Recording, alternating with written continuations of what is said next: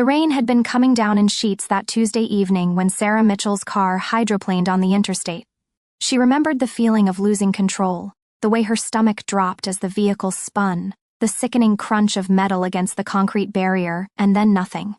Just darkness and the distant sound of sirens cutting through the storm. When she woke up 3 days later in the ICU, Marcus was there. His eyes were red from crying, his hand gripping hers so tightly it hurt. "Thank God," he whispered, pressing his lips to her knuckles. "Thank God you're alive. I thought I'd lost you." The doctors came in shortly after, their faces professionally neutral in that way that told Sarah the news wasn't good even before they spoke. Dr. Peterson, a neurosurgeon with kind eyes and graying hair, pulled up a chair beside her bed. "Mrs. Mitchell, you sustained significant trauma to your spine in the accident. We had to perform emergency surgery to stabilize the injury. Right now, you have no feeling or movement in your legs." Sarah's world had tilted on its axis. "Right now?" she'd asked, her voice hoarse from the breathing tube they'd just removed. "Does that mean it could come back?" Dr. Peterson had exchanged a glance with his colleague.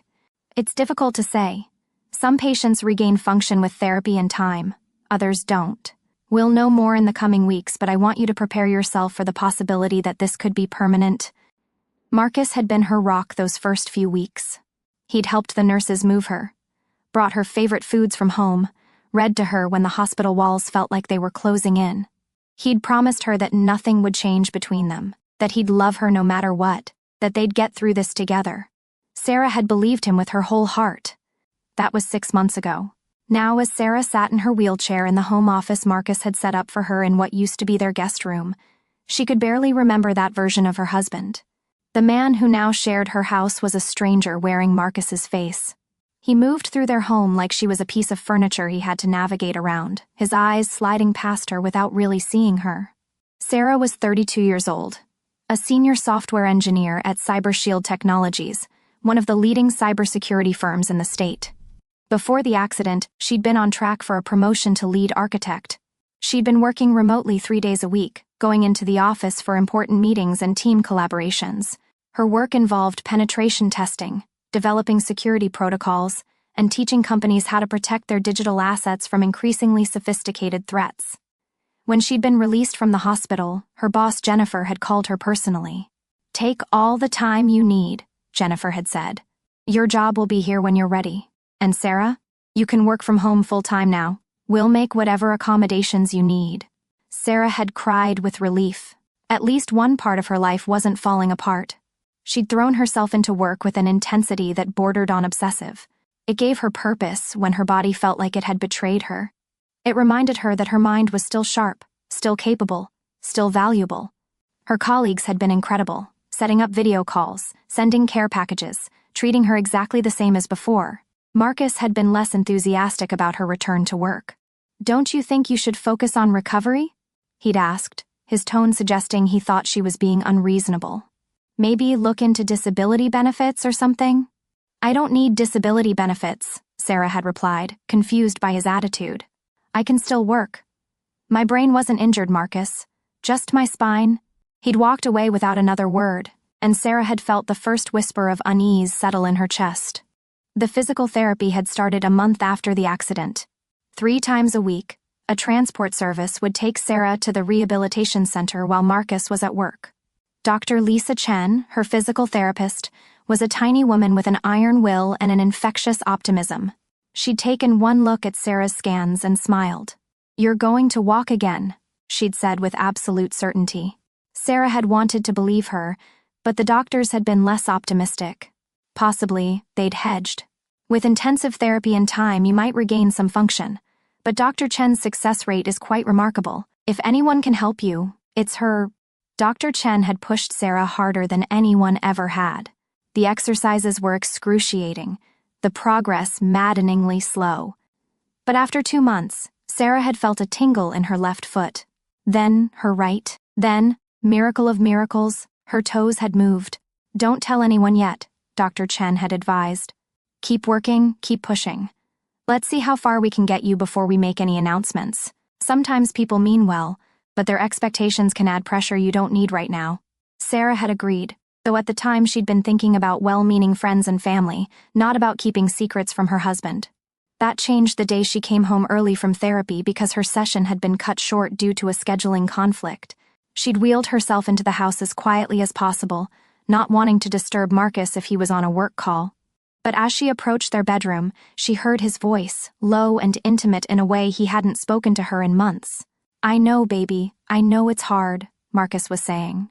"But I told you, it won't be much longer. She's completely dependent on me now.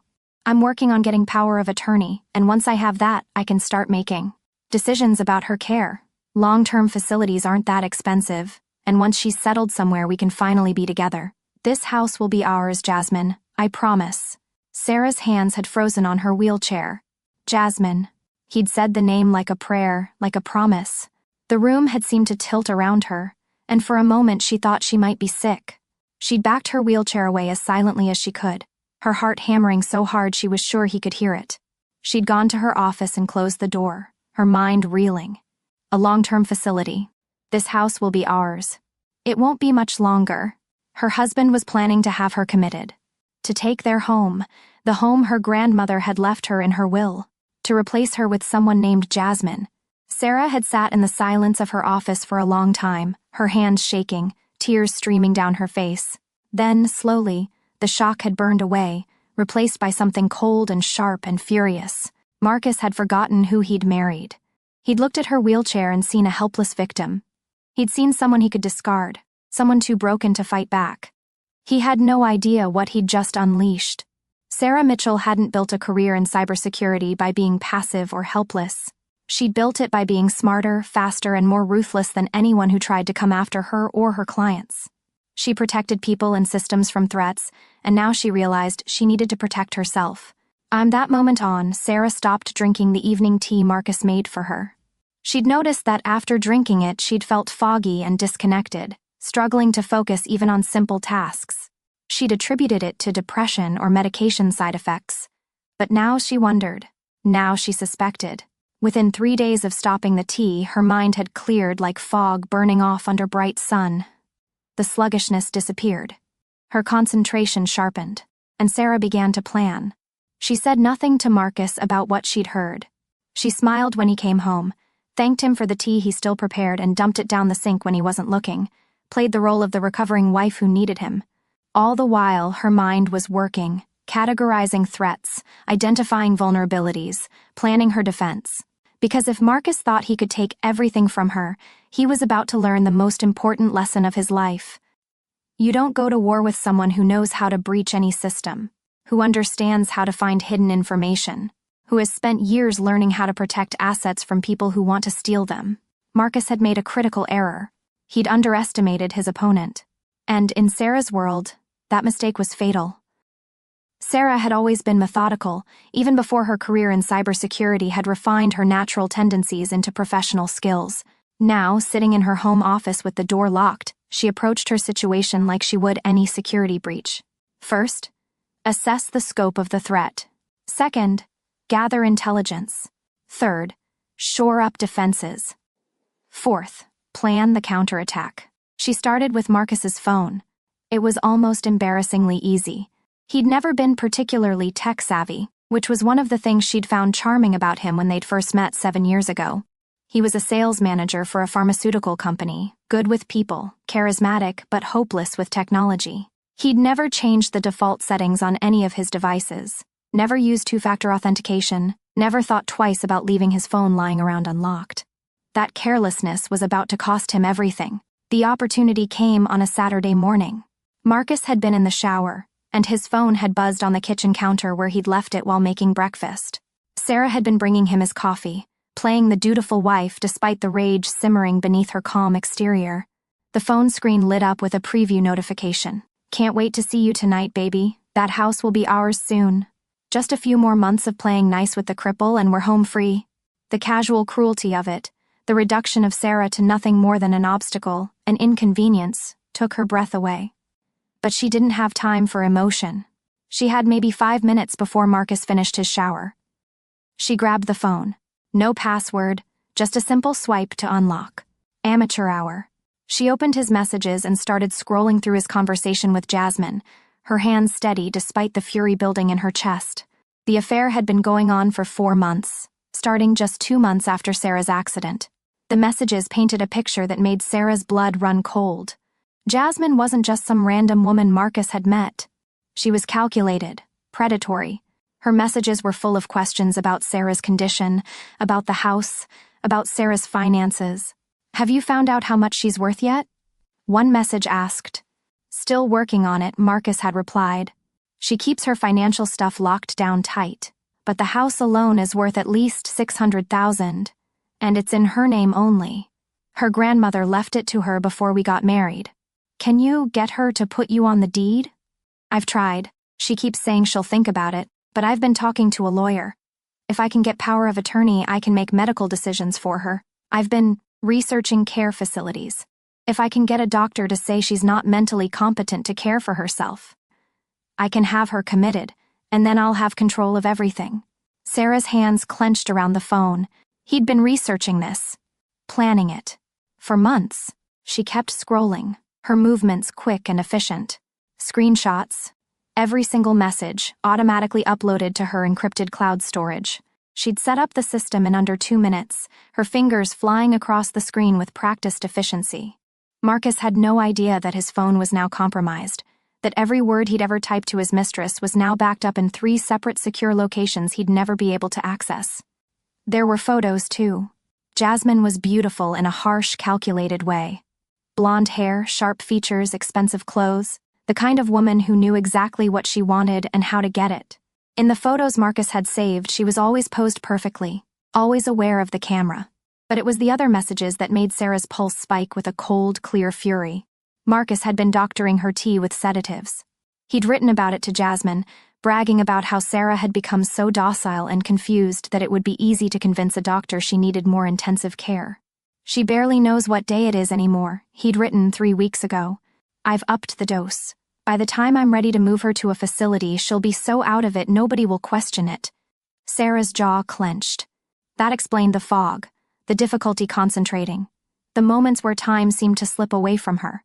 He'd been drugging her, systematically, deliberately, preparing to steal her competence along with everything else.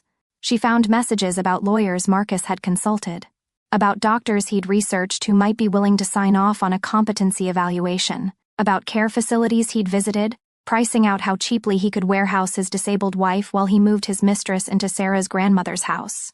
There were messages about selling Sarah's car, about liquidating her retirement accounts, about how he'd play the devoted husband while slowly isolating her from her friends and family. "The key is to do it gradually," he'd written. "Make them think she's declining mentally, that she's depressed and pulling away. Then, when I have to make the hard decision to get her professional care, everyone will support me. Her family will actually thank me for taking such good care of her." The shower turned off. Sarah had maybe 90 seconds. She navigated to Marcus's email, quickly scanning for anything relevant. Bingo. Messages from a lawyer named Richard Pemberton. She forwarded them all to herself, then deleted the forwarding evidence from his sent folder. Messages from his bank. Credit card statements showing expensive dinners, hotel rooms, jewelry purchases. All of it forwarded, all traces removed. She checked his browser history. Searches for how to get power of attorney. Signs of mental incompetence. Committing. A spouse to long-term care. Selling house without spouse signature. Each search was a nail in his coffin, and Sarah documented every single one. 60 seconds. She found his social media messages. More conversations with Jasmine on multiple platforms. He'd been careful not to put everything in text messages, smart enough to spread it around. Not smart enough to use encrypted apps or to clear his history. She backed out of his phone, cleared the notification, placed it exactly where it had been. Her coffee cup was still warm in her hand, her expression carefully neutral. When Marcus emerged from the bathroom in a cloud of steam and cologne, Sarah was back in her wheelchair, innocently sipping her own coffee. "Good morning," she said sweetly, the same way she had every morning for the past 6 months. "Morning," Marcus replied shortly, barely glancing at her as he grabbed his phone and scrolled through it. Looking for messages from Jasmine, no doubt. Sarah watched him smile at something on the screen, watched him type a quick reply. He had no idea that she'd just declared war. And in war, Sarah knew, the side with better intelligence always won. Over the next week, Sarah worked methodically. She installed monitoring software on every device Marcus owned, hidden deep in the operating system where he'd never think to look. His laptop, his tablet, even the smart TV in their bedroom. She could see every website he visited, every message he sent, every search he made. She set up automatic backups of everything to her secure servers. She hired a private investigator, a woman named Rebecca Torres, who came highly recommended from a colleague at work who'd gone through a messy divorce. Sarah paid Rebecca from her hidden account, the one Marcus knew nothing about, because that was the other thing Marcus had forgotten, or perhaps never known. 3 months before Sarah's accident, her Aunt Patricia had died and left Sarah $795,000. Sarah had set up a separate account, planning to surprise Marcus with plans for their future.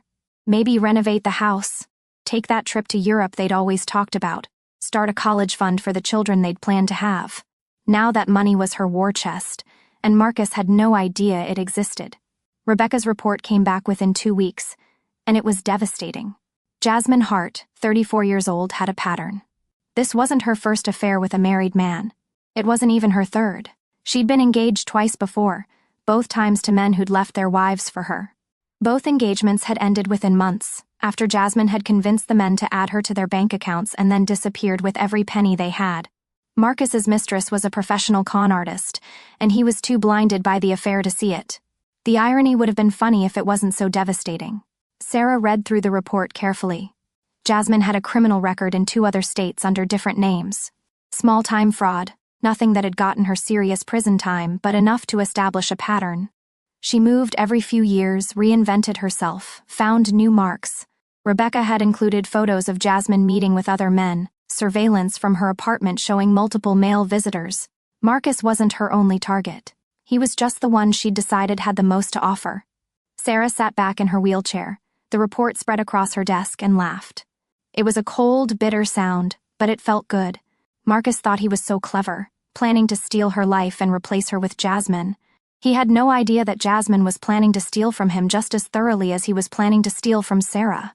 They deserved each other, but neither of them was going to get what they wanted. Sarah opened her laptop and began to code. She was going to need custom surveillance software, something that could monitor multiple inputs, record everything, and store it securely with timestamps and metadata that would hold up in court. She worked through the night, her fingers flying across the keyboard, lost in the pure logic of programming. By sunrise, she had her system ready. By the end of the week, she had cameras hidden throughout the house, so small and perfectly disguised that Marcus would never spot them. A pen on the bookshelf, a phone charger on the nightstand, a picture frame in the living room. Every room covered, every angle monitored. She watched Marcus through her screens like he was a character in a movie. Watched him talk to Jasmine on the phone, mocking Sarah's disability, laughing about how pathetic she'd become. Watched him research power of attorney forms, print them out, hide them in his desk. Watched him count down the days until he could be rid of her. And all the while, Sarah was getting stronger. Her therapy sessions with Dr. Chen were paying off. The tingling in her feet had progressed to movement. She could wiggle her toes now, could feel pressure when Dr. Chen pressed on her legs. The paralysis was temporary, just like Dr. Chen had predicted. With intensive therapy, Sarah would walk again. But she didn't tell Marcus. She wheeled herself to the transport van each week, let him think she was going to routine doctor's appointments. She came home and transferred back into her wheelchair before he got home from work. She played the role of the disabled wife perfectly, while building her strength and her case against him. "You're doing remarkably well," Dr. Chen said during one session, watching Sarah take 3 trembling steps between the parallel bars. "At this rate, you could be walking with a cane in another month or 2. Maybe even without it eventually." "Don't tell anyone," Sarah had said. "Please, I need this to stay quiet for a little while longer." Dr. Chen had looked at her carefully, taking in the determined set of Sarah's jaw, the cold calculation in her eyes. "You're planning something." "I'm planning to survive," Sarah had replied. "And I'm planning to make sure the people who tried to destroy me never get the chance to hurt anyone else." Dr. Chen had nodded slowly. "Then I'll document your progress in my private notes only.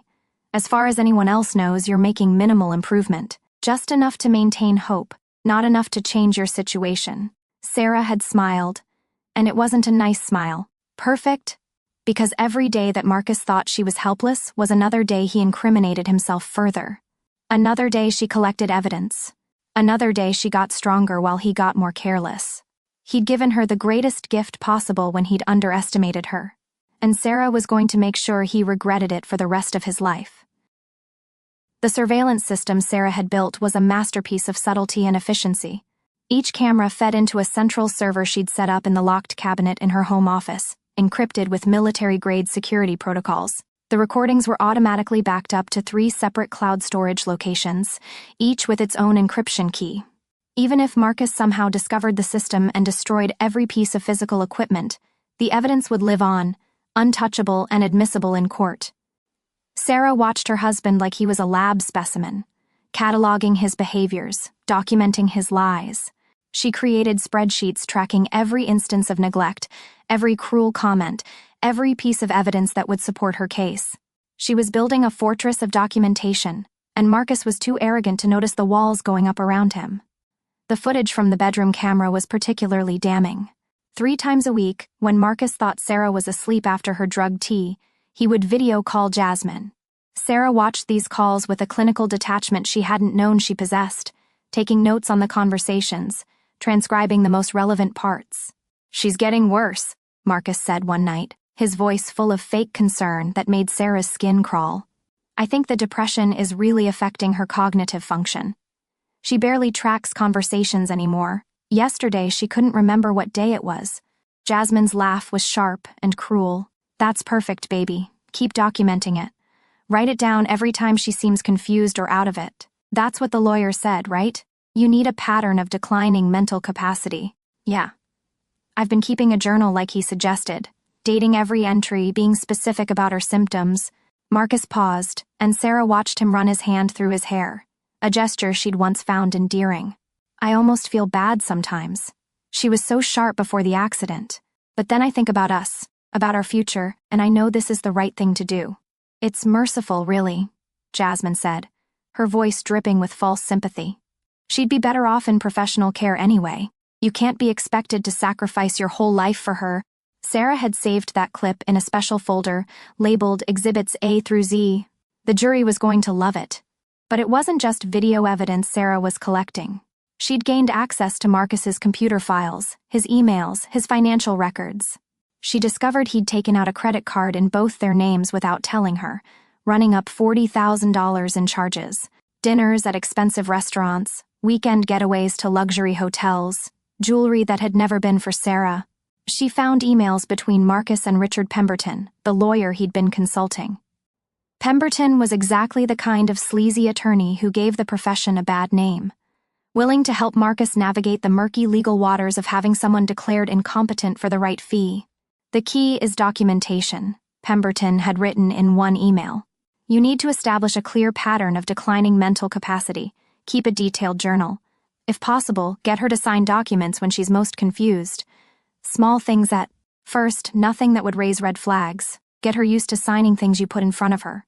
Then, when the time comes, she won't question signing the power of attorney forms." Marcus had replied, "What about her family?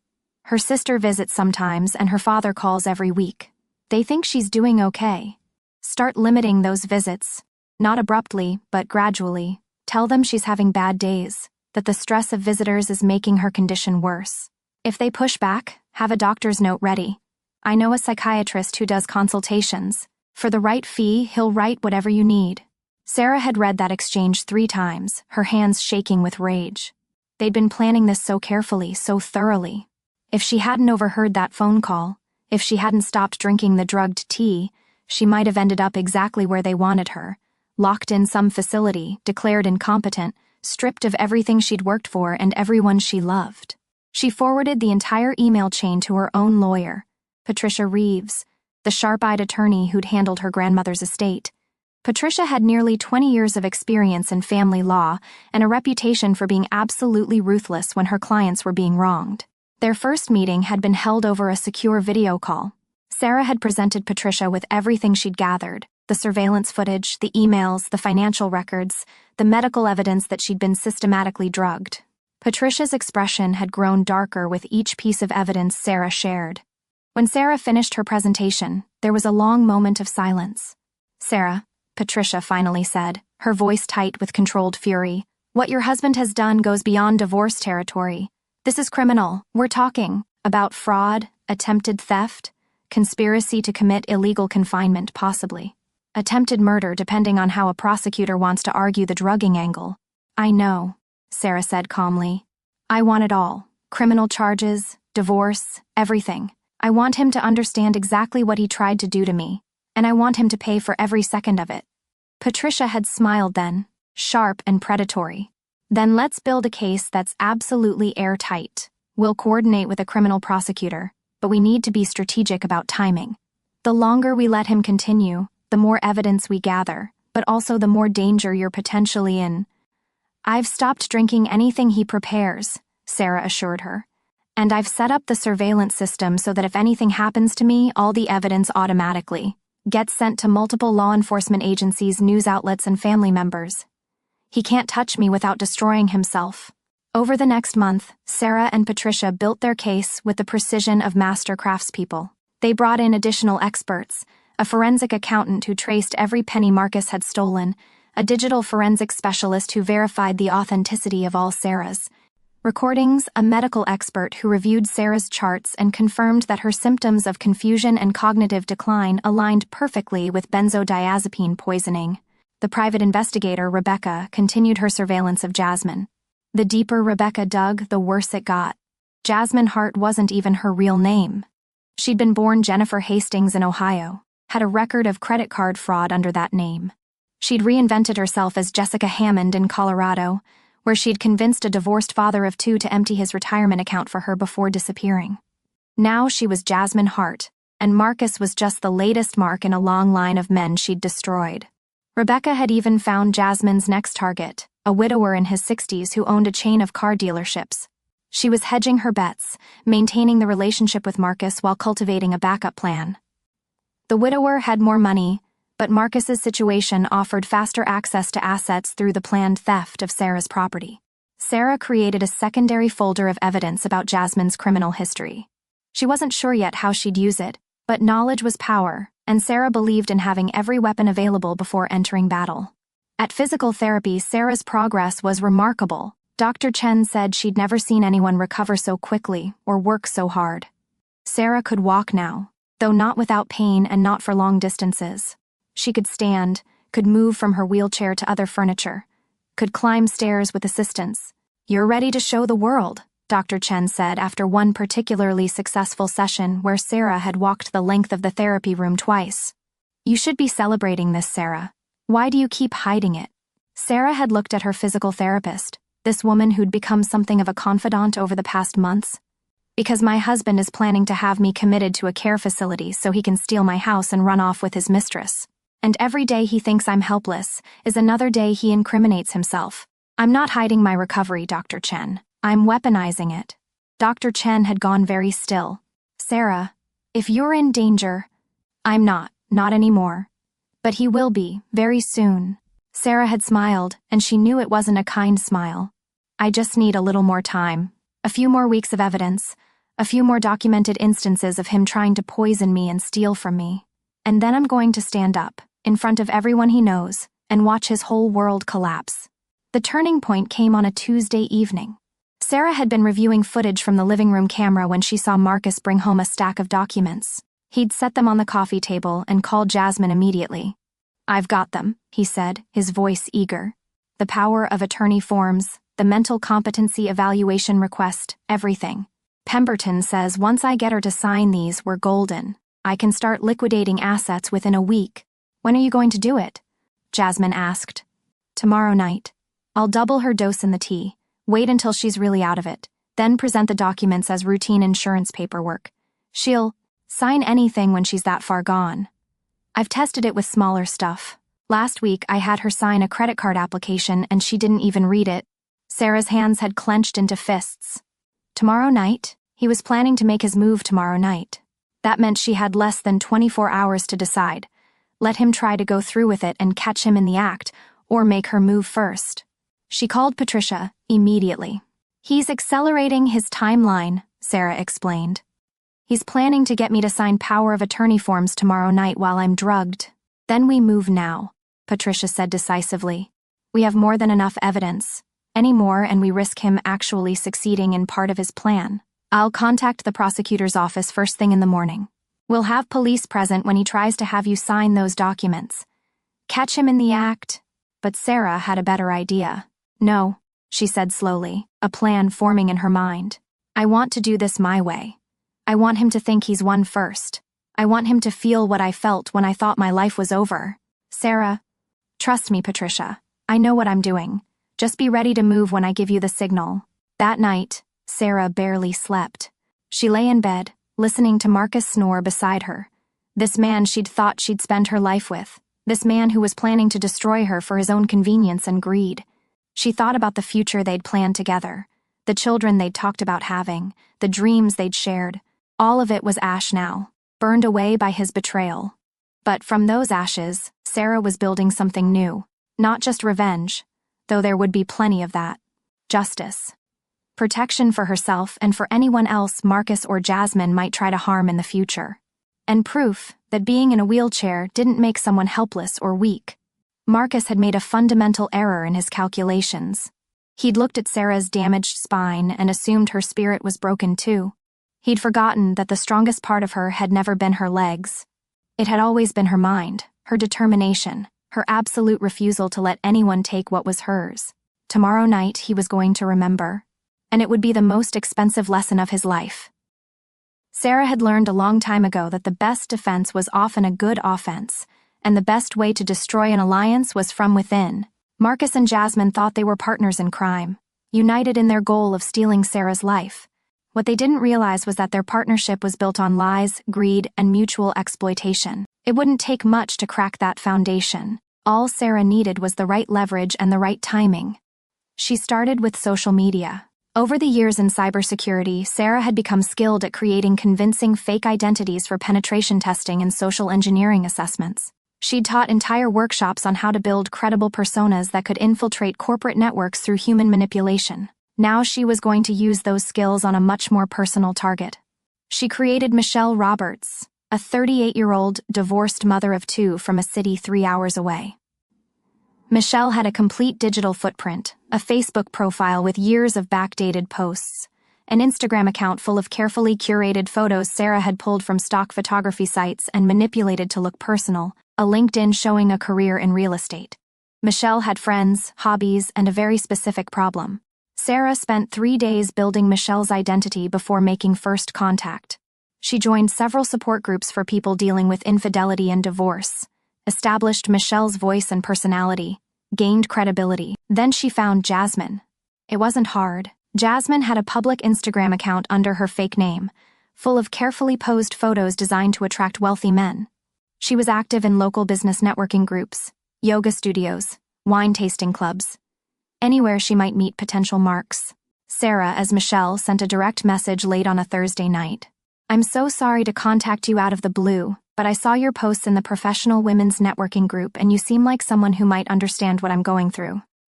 I think my ex-husband's new girlfriend might be the same woman who broke up my marriage. Her name was Jessica Hammond then, but I've seen recent photos on a mutual friend's feed and I'm almost certain it's the same person, just with different hair and a different name. Do you know anyone who goes by that name? I just need to know if I'm crazy or if this woman is some kind of serial relationship destroyer.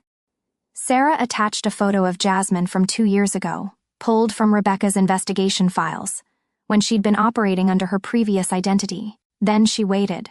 Jasmine responded within an hour. OMG, that's crazy. I don't know anyone by that name, but that woman does look familiar. Maybe we've seen her around town? What happened with your marriage, if you don't mind me asking? Perfect. Jasmine was curious but not suspicious. Sarah spent the next week building the relationship, having Michelle share her fictional story of how Jessica had seduced her husband, convinced him to liquidate his assets, and then disappeared with a significant amount of money. Michelle's ex-husband had been left financially devastated and emotionally destroyed. The worst part, Michelle wrote, is that I found out later she'd done it before, multiple times. She moves cities, changes her name, finds men who are vulnerable or greedy, and bleeds them dry. The police said she's too smart to catch. She never technically does anything illegal. The men give her the money willingly. That's terrible, Jasmine replied. But why do you think she's here? Because I saw her at the Riverside Mall last month. I was visiting a friend and I saw her with some guy, and she looked right at me and I swear she recognized me, but she just smiled and turned away. I tried to follow her but lost her in the crowd. My therapist says I should let it go, but I can't. I need to warn whoever she's targeting now. Over the next few days, Sarah carefully fed Jasmine more information. Photos of Jessica with different men. Stories from Michelle's support group friends about other women who'd encountered similar con artists. Each piece of information was designed to make Jasmine paranoid, to make her wonder if she was as smart as she thought, or if she was the one being played. Then Sarah made her masterstroke. She created a second fake identity. This one, a man named David Chen. David sent Marcus a friend request on Facebook, identifying himself as an old college buddy. Marcus accepted without suspicion. People did that, accepting friend requests from names that seemed vaguely familiar. David's profile was full of posts about his successful tech startup, his expensive car, his luxury condo, everything designed to appeal to someone like Marcus who valued wealth and status.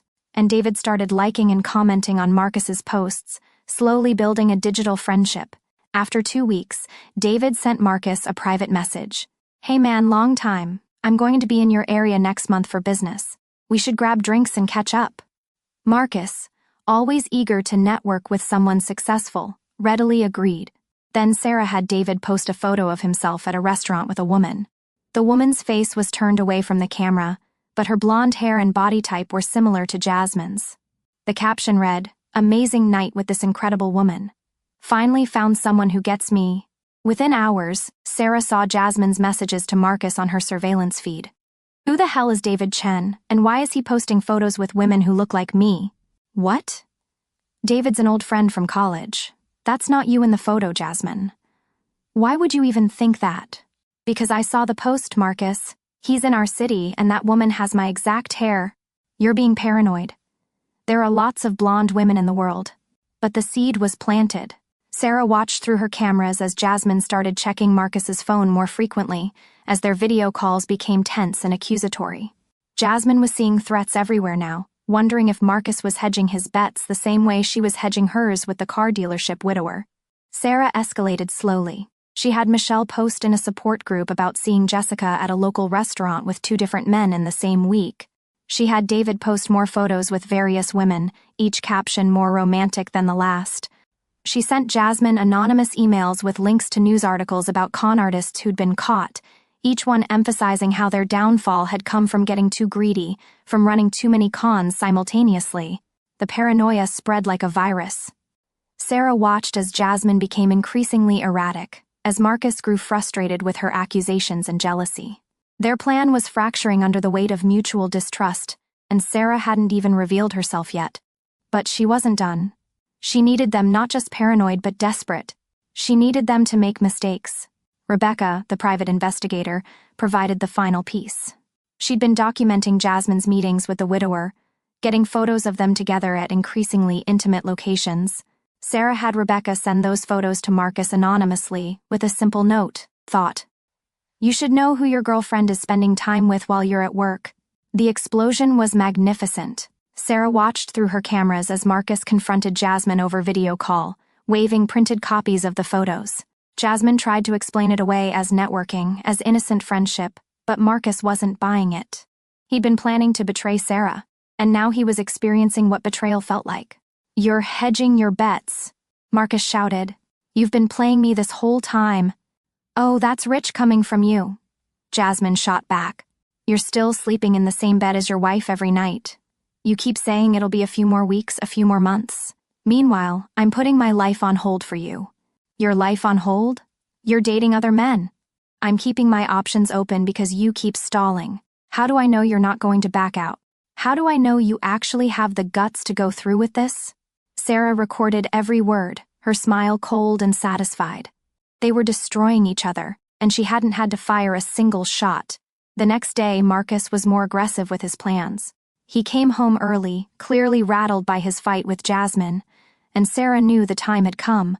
He'd try to get her to sign the power of attorney forms tonight instead of waiting. Jasmine's betrayal had made him desperate, reckless. "Sarah," he said, his voice falsely gentle as he entered her office. "I brought home some insurance documents that need your signature. Just routine stuff, but it has to be done today." Sarah looked up from her computer, letting her eyes be slightly unfocused, playing the part of the drugged wife one last time. "Insurance? What kind of insurance?" "Just updates to our policies. Here, let me show you." He spread the documents across her desk, his hands shaking slightly. Sarah could see the power of attorney forms mixed in with legitimate-looking insurance papers. He was banking on her being too confused to read carefully. "I don't know, Marcus. These seem like a lot. Can we wait until tomorrow when my head is clearer?" She saw the flash of anger cross his face before he controlled it. "Sarah, these have to be filed today. It's not a big deal. You've signed documents like this before. Just sign here, here, and here." He pointed to signature lines, his finger tapping impatiently. Sarah picked up a pen, letting her hand shake slightly. She looked at the documents, pretending to try to focus. "I'm just so tired, Marcus. The medication." "I know, honey. That's why I'm here to help you. Just sign these and then you can rest. I'll take care of everything." The words hung in the air, heavy with double meaning. He would take care of everything, her rights, her assets, her freedom. He thought she was too drugged, too trusting, too broken to see through him. Sarah set down the pen. "Actually, Marcus, I don't think I will." His expression shifted, confusion replacing the false sympathy. "What?" "I said I won't sign them." Sarah's voice was clear now, sharp, with no trace of the foggy confusion she'd been faking. "Because I know exactly what these documents are, and I know exactly what you're trying to do." Marcus's face drained of color. "Sarah, you're confused. These are just—" "Power of attorney forms," Sarah interrupted, "mixed in with fake insurance papers. You're trying to trick me into signing away my legal rights so you can have me committed and steal my house. Did I miss anything?" "You're being paranoid. The accident has affected your judgment." "The only thing affecting my judgment was the sedatives you've been putting in my tea for the past 5 months. Sarah's voice was ice cold. "Benzodiazepines, specifically. I had my blood tested 3 weeks ago. The medical report is with my lawyer, along with evidence of you purchasing them." Marcus stumbled backward, his face ashen. How did I know?" Sarah smiled, and it was a terrible smile. "I'm a cybersecurity expert, Marcus. Did you really think I wouldn't notice? Did you really think I wouldn't find your messages to Jasmine, your emails to that sleazy lawyer, your research on how to steal everything from your disabled wife?" "Sarah, listen to me." "No, you listen to me." Sarah's hands gripped her wheelchair. "I know everything. The affair, the plan to have me committed, the fact that you've been drugging me, the credit cards you opened in my name. Every single thing you've done I have documented, recorded, backed up in multiple locations."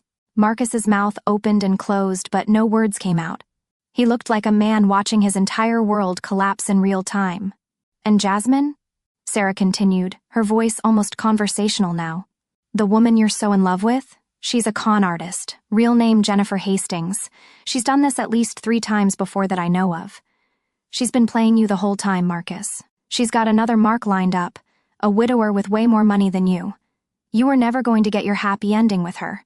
She was going to take whatever she could get and disappear." "You're lying," Marcus whispered, but there was no conviction in his voice. "I have proof of that, too. Would you like to see the photos of her with her other boyfriend? The background check showing her real identity? The police reports from her previous cons?" Sarah pulled up a folder on her computer, turned the screen toward him. "It's all here, Marcus. Everything." Marcus sank into a chair, his head in his hands. For a moment, Sarah almost felt sorry for him. Almost. Then she remembered the months of cruelty, the drug tea, the plans to lock her away and steal everything she had. "What are you going to do?" he finally asked, his voice broken. Sarah smiled. "You'll find out soon enough. But here's what you're going to do right now. You're going to pack a bag and leave this house. Because if you don't, I'm calling the police and having you arrested for attempted fraud and poisoning. Your choice." Marcus looked up at her, tears streaming down his face. "Sarah, please. I'm sorry. I made a mistake. I was confused. I was scared about our future." Save it for the judge, Sarah said coldly. You have 1 hour. Get out of my house. After Marcus left, his car tearing out of the driveway like he was fleeing a crime scene, Sarah sat in her office and allowed herself one moment of shaking relief. She'd done it. She'd confronted him, maintained control, and sent him running. But this was just the beginning. Marcus leaving was only the first step. Now came the part where she made sure he couldn't hurt her or anyone else ever again. She picked up her phone and called Patricia. He tried to get me to sign the forms. I confronted him. He's gone. Good, Patricia said. Now we move to phase 2. I'll file the divorce papers first thing in the morning, along with the restraining order. And Sarah? I spoke with the prosecutor's office. They're very interested in pursuing criminal charges. Between the drugging, the fraud attempt, and the conspiracy with Pemberton, Marcus is looking at serious prison time. Good, Sarah said softly. He deserves every second of it. That night, Sarah slept in her own bed for the first time in months without fear, without medication, without a husband who was planning to destroy her. And when she woke up the next morning, she was ready to show the world exactly what happened when someone underestimated Sarah Mitchell. Sarah had always believed that timing was everything, whether in cybersecurity or in life. You had to know exactly when to launch your attack, when to reveal your hand, when to strike for maximum impact. She'd spent months gathering evidence, months playing the helpless victim, months letting Marcus dig his own grave deeper and deeper. Now it was time to fill that grave in. But she was going to do it her way, with an audience that would ensure Marcus's humiliation was complete and public. She started with a family dinner invitation, not just any dinner, but a celebration. Sarah crafted the message carefully, sending it to both her family and Marcus's. After months of hard work and uncertainty, I have some wonderful news to share about my recovery. Please join us for dinner this Saturday to celebrate. It would mean the world to have everyone together. Marcus, who'd been staying at a hotel since Sarah had thrown him out 3 days ago, received the invitation with obvious confusion.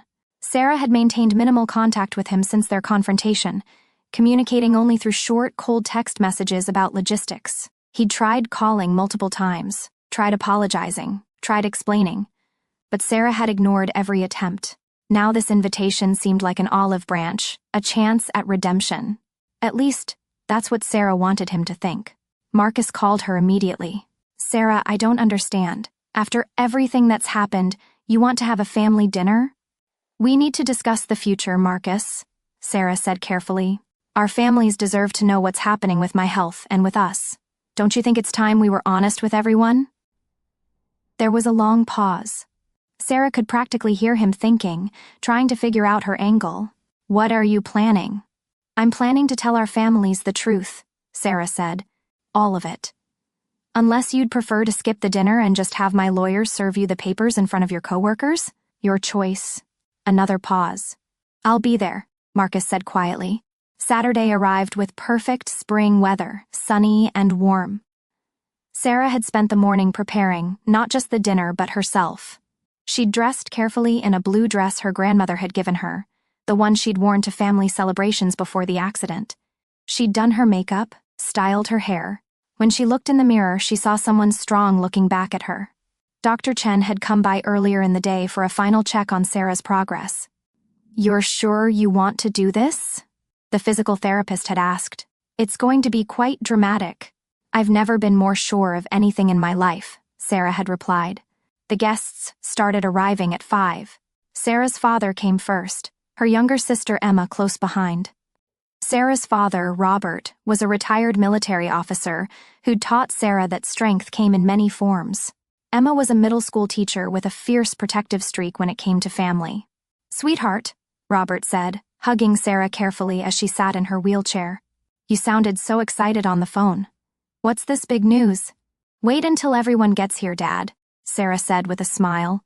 I want to tell you all together.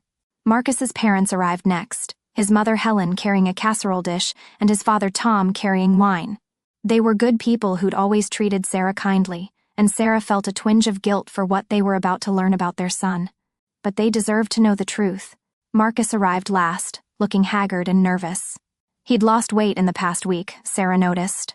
Good. Let him feel a fraction of the stress she'd felt for months. Sarah had set up dinner in the dining room. the table elegant with her grandmother's china and fresh flowers. Everyone gathered, making small talk, the energy warm and familial.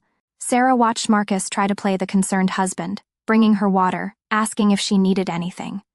She let him, knowing it would make the reveal even more devastating. "I think we should eat first," Sarah announced. "And then I'll share my news." Dinner was both eternal and too quick. Sarah barely tasted the food, her heart pounding with anticipation. Emma kept giving her curious looks, clearly sensing something was off. Her father was quiet, watchful, his military training making him alert to undercurrents in the room. Finally, dessert was served and cleared. The moment had come. "Thank you all for being here," Sarah began, her hands folded in her lap. "The past 6 months have been the hardest of my life. The accident, the injury, the uncertainty about whether I'd ever walk again. It's tested me in ways I never imagined." Murmurs of sympathy rippled around the table.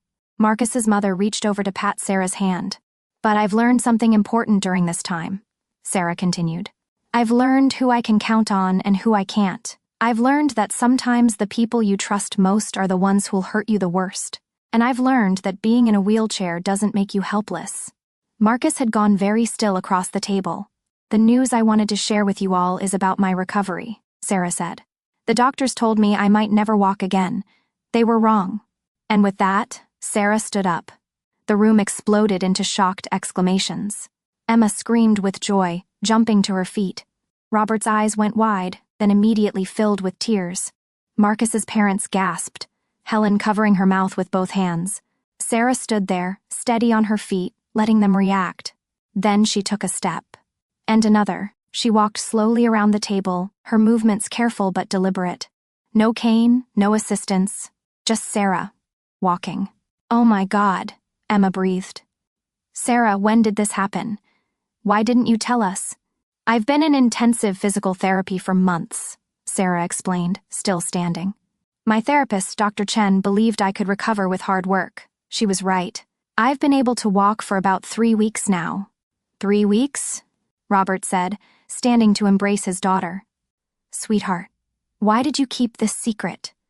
"Because I needed to know the truth about my husband," Sarah said quietly. The room went silent at her tone. She turned to look at Marcus, who'd gone white as paper. "You see, I've learned a lot in the past 6 months. Not just about recovery, but about the man I married, or thought I married." "Sarah," Marcus said, his voice strained. "Maybe this isn't the time?" "No, I think this is exactly the time," Sarah interrupted. "Our families deserve to know why I'm filing for divorce." Helen gasped. Tom's face hardened. Emma looked between Sarah and Marcus with growing horror.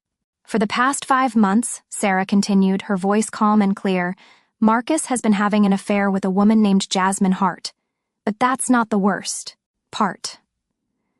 The worst part is that he's been planning to have me declared mentally incompetent, so he could commit me to a long-term care facility and steal my house." The room erupted. Helen started crying. Tom stood up, his face thunderous as he stared at his son. Emma rushed to Sarah's side. Robert looked like he wanted to vault over the table and strangle Marcus with his bare hands. "That's not—" Marcus started, but Sarah cut him off. "He's been drugging my tea with sedatives," she said, speaking over his protests. "Making me confused and foggy so he could claim I was mentally declining. He's been in contact with a lawyer about getting power of attorney. He researched care facilities. He planned all of it with his mistress, talking about how they'd sell my house and build a life together once I was out of the way." "Marcus, please tell me this isn't true," Helen sobbed. Marcus's mouth opened and closed, but no words came out. His face was the color of old ash. "I have evidence," Sarah said. "Recordings of his conversations with Jasmine, emails to his lawyer, documentation of the drugs in my system, screenshots of text messages where he called me a burden and laughed about how pathetic I'd become. All of it time-stamped, encrypted, and backed up. My lawyer has everything." "You bastard," Tom said quietly, his voice shaking with rage. "Your wife was hurt, needed you, and you planned to lock her away like garbage?" "Dad, I can explain," Marcus tried. "Explain what?" Emma snapped. "Explain how you tried to destroy my sister, how you poisoned her, how you were going to steal from her." Sarah held up her hand for quiet. "There's more," she said. "The woman Marcus was planning to run off with? She's a con artist. Her real name is Jennifer Hastings. She's done this before at least 3 times that we know of. She convinces married men to leave their wives, gets access to their money, and disappears. Marcus wasn't going to get his happy ending with her. He was going to end up as destroyed as he tried to make me." The look on Marcus's face was almost worth the months of suffering. Almost. It was a mixture of horror, humiliation, and dawning comprehension that his entire world was collapsing.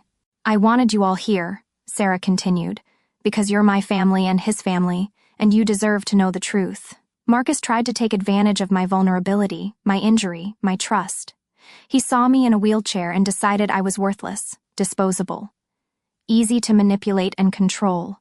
She walked over to where Marcus sat frozen in his chair and looked down at him. But he forgot something important. My legs were injured, not my mind, not my spirit, not my ability to fight back. Sarah's voice was steel. "And now he's going to pay for every lie, every cruel word, every moment he spent planning my destruction." "Sarah, please," Marcus whispered. "I'm sorry. I was confused. I made mistakes." "You didn't make mistakes," Sarah said coldly. "You made choices, calculated, deliberate choices to betray me when I was at my lowest. And now you get to live with the consequences." She turned back to the table, to her family and his. "The divorce papers will be served on Monday. My lawyer is also working with the prosecutor's office on criminal charges for fraud, conspiracy, and poisoning. Marcus will likely go to prison." Helen was crying openly now, her face buried in her hands. Tom had one arm around her shoulders, his expression devastated. Emma and Robert flanked Sarah like protective sentinels. "I'm sorry you all had to learn about this," Sarah said more gently. "But I thought you should hear it from me and see that I'm okay. More than okay. I'm strong. I'm recovered. And I'm going to make sure that what Marcus did to me is public record, so he can never do it to anyone else." The dinner ended shortly after that. Marcus's parents left quickly, Helen still crying, Tom pausing only to tell Marcus he was ashamed to call him his son. Emma helped Sarah clean up while Robert sat with his daughter, his hand on her shoulder, telling her how proud he was of her strength. Marcus tried to approach Sarah before leaving, but Robert stepped between them. "I think you've done enough," the older man said quietly. "If you come near my daughter again, we're going to have a problem. Do you understand me?" Marcus nodded mutely and left. After everyone had gone, Sarah stood in her dining room, looking at the empty table where she'd just destroyed her husband's life in front of everyone who mattered to him. She felt no guilt, only a cold, clear sense of justice. This was just the beginning of his consequences, and Sarah was going to make sure every single one of them stuck. Monday morning arrived with the weight of inevitability. Sarah had barely slept, not from anxiety but from anticipation. She'd spent months planning this moment, gathering evidence, building her case brick by brick. Now the structure was complete, and it was time to watch it crush the man who'd tried to destroy her. Patricia Reeves arrived at Sarah's house at 8 a.m. sharp, carrying 2 briefcases and wearing her courtroom armor, a perfectly tailored navy suit and an expression that could cut glass. Behind her were 2 process servers and, to Sarah's surprise, a detective from the local police department. "Sarah," Patricia said warmly, embracing her client. "Are you ready for this?" "I've been ready for months," Sarah replied. Detective James Morrison introduced himself with a firm handshake. He was a man in his 50s, with salt and pepper hair and tired eyes that had probably seen every kind of human cruelty imaginable. "Miss Mitchell, I've reviewed the evidence your attorney provided. I want you to know we're taking this very seriously. What your husband did goes well beyond civil matters." Sarah nodded. "I know. That's why I documented everything. They'd timed the service perfectly." Marcus worked at MedPharm Solutions, a pharmaceutical sales company with offices in a downtown high-rise. He typically arrived at 8:30 and spent his mornings in an open office area with at least a dozen colleagues. Public enough to be humiliating, professional enough to damage his reputation irreparably. Sarah insisted on being there. Patricia had tried to talk her out of it, arguing that it wasn't necessary, that Sarah didn't need to witness Marcus's humiliation. But Sarah had been firm. "I want to see his face," she'd said. "I want him to know I'm the one who did this to him." They arrived at MedPharm at 8:45, giving Marcus time to settle at his desk. Sarah walked into the building on her own 2 feet, no wheelchair, no cane. Just her, Patricia, and the process server, with Detective Morrison hanging back in the lobby. The elevator ride to the 12th floor felt endless. Sarah's heart was pounding, but her hands were steady. She'd faced her fear months ago, when she'd realized her husband wanted to erase her. Everything after that was just execution. The office was exactly as Sarah remembered from the one time she'd visited, modern, open concept, with glass-walled conference rooms and rows of desks where sales associates worked. She spotted Marcus immediately, sitting at his desk, scrolling through his phone, coffee in hand. He looked normal, professional, like a regular person living a regular life. No one looking at him would guess he was a man who'd tried to drug his disabled wife and steal her life. That was about to change. Sarah walked straight toward him, Patricia and the process server flanking her. Around them, Marcus's colleagues were starting to notice, conversations trailing off as people watched this small procession cross the office. Marcus looked up and froze. His coffee cup stopped halfway to his mouth. His eyes went wide, first with shock at seeing Sarah walking, then with dawning horror as he registered the lawyer beside her and the official-looking envelope in the process server's hand. "Marcus Andrew Mitchell?" the process server said in a voice that carried across the suddenly silent office. "Yes?" Marcus's voice was barely a whisper. "You've been served." The process server handed him the envelope, then stepped back. Marcus's hands shook as he opened it. Sarah watched his face as he scanned the first page, saw the color drain from his cheeks, saw his jaw clench. "Divorce papers," Patricia said calmly, her voice pitched to Carrie. "Along with a restraining order prohibiting you from contacting my client, entering the property at 432 Maple Street, or disposing of any joint assets. You're required to appear in court in 2 weeks. All the details are in the packet." By now, every person in the office was watching.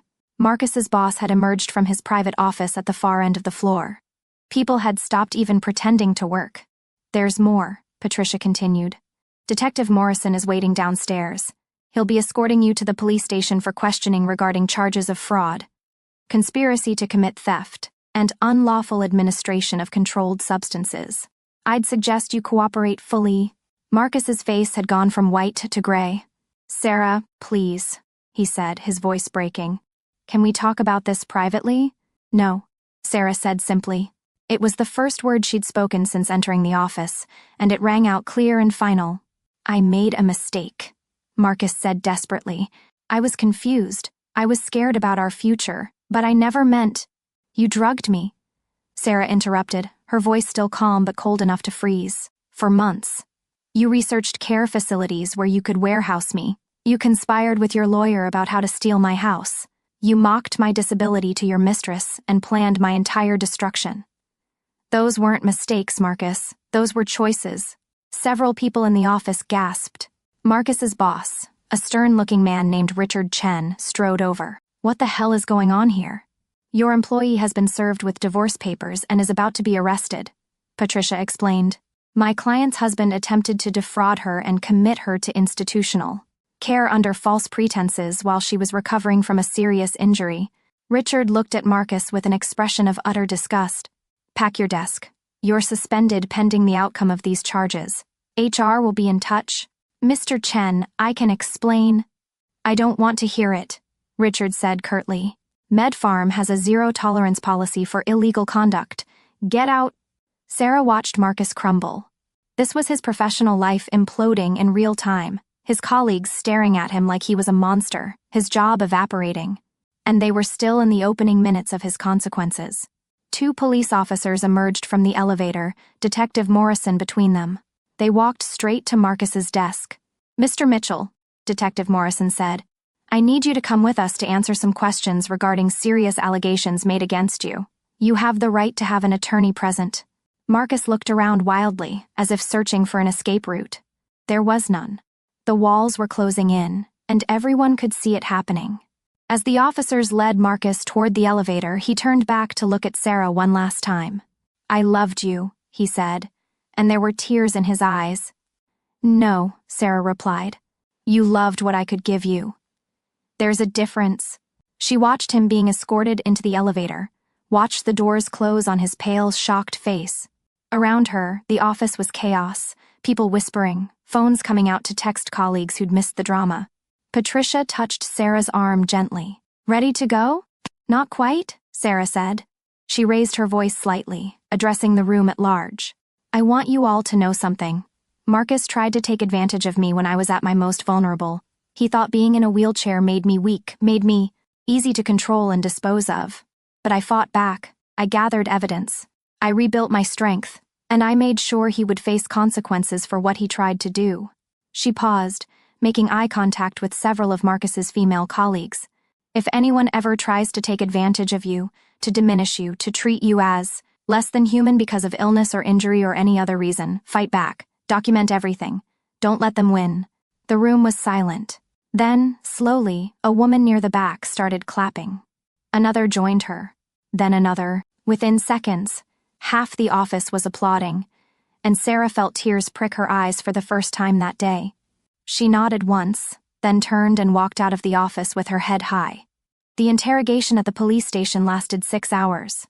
Patricia had insisted on being present, and she'd briefed Sarah on what to expect. Detective Morrison was thorough but kind, clearly sympathetic to what Sarah had endured. Sarah presented her evidence methodically. The videos of Marcus discussing his plans with Jasmine, the emails to Richard Pemberton, the bank statements showing fraudulent charges, the medical report confirming the presence of sedatives in her blood, the screenshots of Marcus researching how to have someone committed. "This is one of the most thoroughly documented cases I've ever seen," Detective Morrison said, shaking his head in amazement. "Ms. Mitchell, you've built an airtight case. I'll be forwarding this to the prosecutor's office with a recommendation for multiple charges." "What will he be charged with?" Sarah asked. "Fraud, conspiracy to commit theft, illegal administration of controlled substances possibly, attempted kidnapping depending on how the prosecutor wants to argue the commitment angle. He's looking at serious prison time if convicted." "Good," Sarah said simply. Patricia drove Sarah home as the sun was setting. They rode in companionable silence for a while before Patricia spoke. "How do you feel?" Sarah considered the question, relieved, validated. "Still angry but less than before. Mostly I just feel ready to move forward. The divorce will take time to finalize, especially with the criminal case running parallel. But based on the evidence, you'll get everything. The house is solely in your name anyway, and with his fraud, he has no claim to any of your assets." "What about his lawyer, Pemberton?" Patricia smiled grimly. "Already reported him to the State Bar Association. If he was helping Marcus plan illegal activity, he could be disbarred. At minimum, he'll face serious professional consequences." As they pulled up to Sarah's house, Patricia turned to her client. "You know, I've been practicing law for 20 years. I've seen a lot of divorce cases, a lot of abuse cases, but I've never seen anyone handle their situation with the level of strategic thinking and strength you've shown. You should be proud of yourself, Sarah." Sarah looked at her grandmother's house, the home Marcus had tried to steal. "I'm just glad it's almost over." "Oh, we're not done yet," Patricia said with a fierce smile. "We still have the actual divorce proceedings, the property division, and I want to pursue damages for emotional distress. By the time we're finished, Marcus is going to wish he'd never even thought about crossing you." That night, Sarah sat in her living room, a glass of wine in her hand, and allowed herself to think about the future. Not the immediate future of court dates and legal proceedings, but the real future. What did she want her life to look like now? She wanted to help others, women who'd been in her situation, vulnerable and betrayed. She had the skills, the resources, and now the personal experience. She could make a difference. She opened her laptop and started writing. A blog post, an article, the beginning of something bigger. She titled it, "How I Escaped My Husband's Plot to Destroy Me. A Cybersecurity Expert's Guide to Fighting Back." If Marcus had taught her anything, it was that strength came in many forms. And Sarah was done hiding hers. The prosecutor assigned to Marcus's case was a woman named Diana Ortega, a career public servant with a reputation for being both brilliant and absolutely merciless when it came to abuse cases. She'd called Sarah 3 days after the police interrogation, asking to meet in person. They met at Patricia's office, a sleek suite in a downtown building with views of the city skyline. Diana was younger than Sarah expected, maybe 40, with sharp eyes and an air of barely contained intensity. "Ms. Mitchell," Diana said, shaking Sarah's hand, "I've been reviewing your case. What your husband did to you, I want to make sure he faces the maximum consequences possible. Over the next 2 hours, Diana walked Sarah through the prosecution's strategy. They had enough evidence to charge Marcus with 4 felonies: conspiracy to commit fraud, illegal administration of controlled substances, attempted theft, and conspiracy to commit false imprisonment. The drugging is what really makes this serious, Diana explained. It's not just that he tried to steal from you, he systematically poisoned you to make you appear incompetent. That shows premeditation, malice, and a pattern of behavior. Combined with the documented conspiracy with Attorney Pemberton and Mess Hart, we have a very strong case. What about Jasmine? Sarah asked. Is she being charged too? Diana's expression hardened. We're still building that case. She's been harder to pin down. The moment Marcus was arrested, she disappeared. But we're working with police in other jurisdictions where she's committed similar crimes. We'll find her. As if summoned by the conversation, Diana's phone buzzed. She glanced at it and smiled coldly.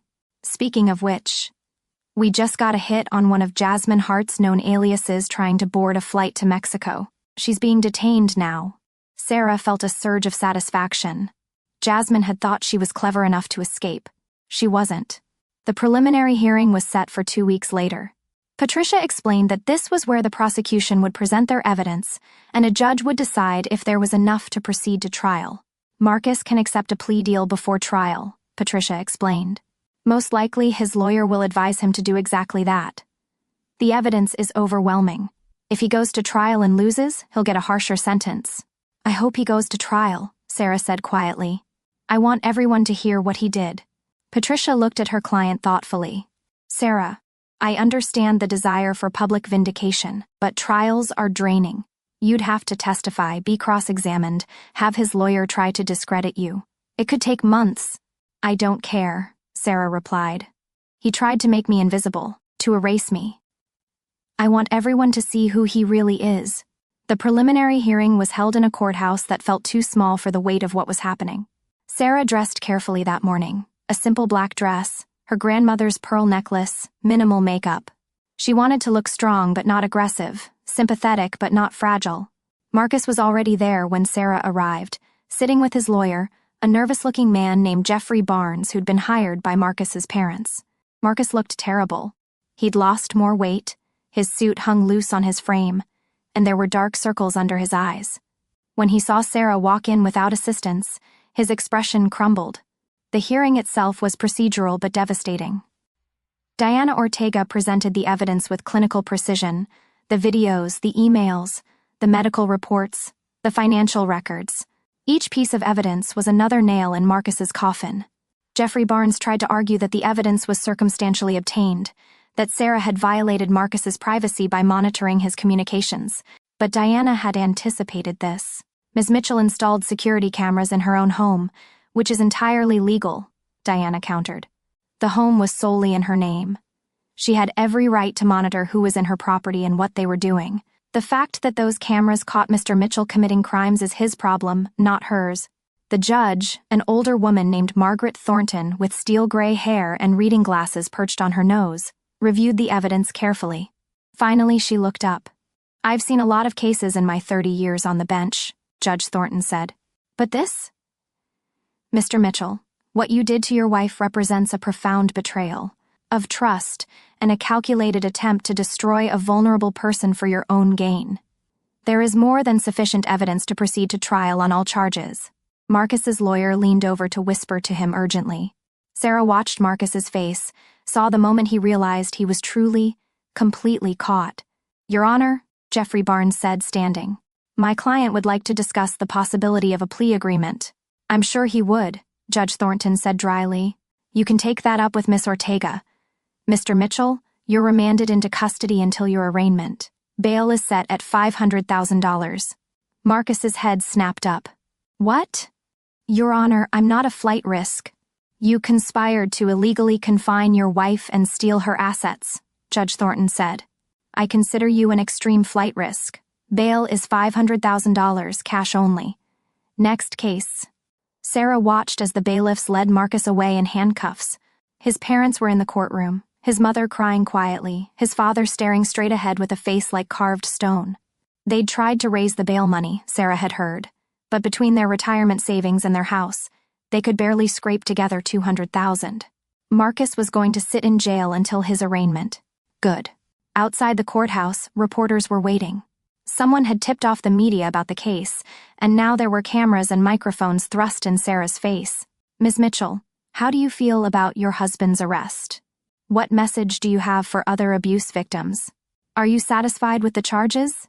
Patricia tried to shield Sarah, but Sarah held up a hand. She'd spent months being silent, being invisible. She had things to say. My husband tried to destroy me when I was at my most vulnerable, Sarah said, her voice clear and steady. He looked at my wheelchair and saw an opportunity. But being disabled doesn't make someone helpless.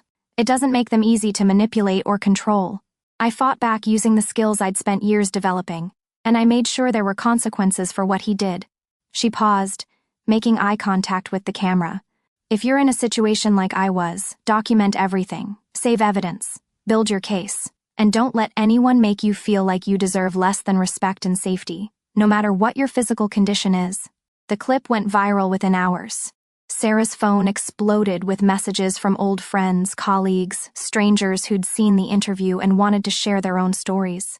By evening, she was trending on social media, and major news outlets were picking up the story. Disabled woman exposes husband's plot to steal her life, read one headline.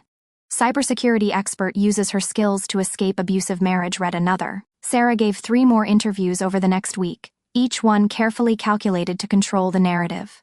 She wanted people to understand not just what had happened to her, but how she'd fought back.